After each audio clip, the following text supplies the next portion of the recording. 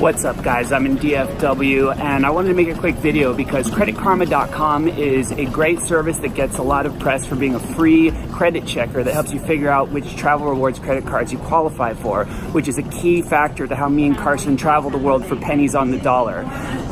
The thing is, when I first signed up for Credit Karma, one of the things I noticed was that my FICO score didn't match the score that Credit Karma was giving me. So I did some digging and I figured out why, and I think I came up with a wealth of information that's going to help you guys make the most of Credit Karma. Make sure to stick around the end because I'm going to show you a tip on how to check an even more accurate and important credit score for free without a bunch of repeated hard pulls on your credit. So enjoy, make sure to subscribe, like the video, and hit the bell so that you see future content, and let's dig right into it. You never get to buy a house and you never move out of your parents' house or whatever the fuck.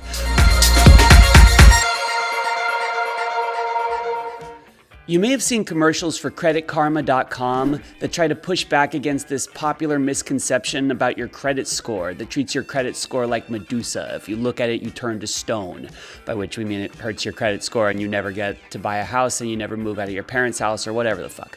We discussed this in other videos, why this fear is overblown, but in the case of the free website creditkarma.com, it doesn't even apply. As these commercials bend over backward to explain, checking your Credit Karma score does not constitute a hard pull or hard inquiry, and as such, it doesn't affect your credit score at all, not even in the limited way that a hard pull does. If all that sounded confusing, let me just make it very simple.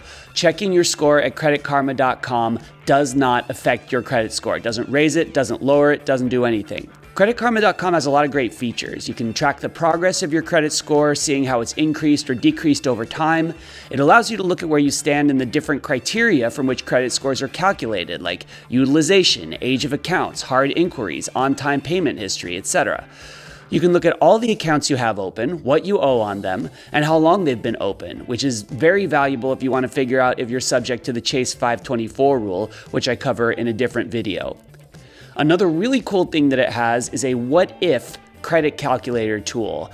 In other words, it allows you to play around with the variables in your credit score and see how your credit score might be affected if you did things in your credit life, like increased your credit limits, applied for a new card, paid your balances down, canceled your oldest card. It allows you to manipulate your credit score and see what your score would look like if you did different things. It's super fun. The big selling point, though, for creditkarma.com is being able to check your credit scores for free. See, I already had access to my FICO score due to circumstances that I will describe shortly in this video, but suffice it to say, my scores on Credit Karma were actually significantly higher than my FICO scores that I'm regularly monitoring, my Fair Isaac scores. Now, I loved seeing scores in the 800s whenever I signed into creditkarma.com, but I didn't really trust it. So I did some research, and I think I can clear up the confusion, save you from some confusion, and suggest some effective alternatives.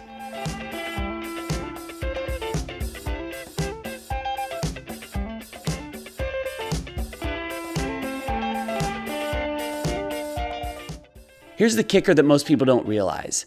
There are many different credit scores issued by companies in the business of selling consumer data. The FICO, or Fair Isaac score, is the best known one, and honestly, it's the one that nearly every creditor uses. So if you're not looking at your FICO score, you really have no way of knowing what a lender is really looking at when he or she runs your application for credit. The score that Credit Karma includes on their site is called the VantageScore 3.0, which takes data from all three credit bureaus, Equifax, Experian, and TransUnion, and collates them in a transparent way. It's great for monitoring your own credit profile, but although many lenders do look at it, the FICO score is much more likely to be a factor than the VantageScore 3.0. Interestingly, the online credit tracker available through your Chase Online account, if you have Chase credit cards or bank accounts, also uses the VantageScore 3.0. So, there are advantages to knowing your FICO score. The reason I was able to compare my FICO score to my scores on creditkarma.com is that a number of credit card companies offer a glimpse at your FICO score as a free service in your online account. Barclaycard, American Express, Capital One, and US Bank all allow you to look at your FICO score. My favorite, though, is Discover, because with my Discover It card, it has no annual fee, so I'll keep it around forever. And in addition to the score, the credit tracker on Discover.com allows me to check my utilization, hard inquiries, on-time payment history, and all the factors that affect my credit score, while other credit card online portals just show the score. The downside of these online bank portals is that they usually update the score monthly, whereas your FICO score can adjust daily. The VantageScore 3.0 on CreditKarma.com has the advantage of being up to date. So if you're looking at Discover.com and your FICO score, note the date and make sure to check CreditKarma.com to see how your VantageScore 3.0 has changed since Discover updated your FICO score. Although the numbers may differ, the trends track closely. So if your VantageScore went up or down on a particular day, it's likely that your FICO score did roughly the same. And that way you can estimate what your FICO score is on the day that you're applying for a credit card or a loan and have the best possible chance for approval. Peace, bitches.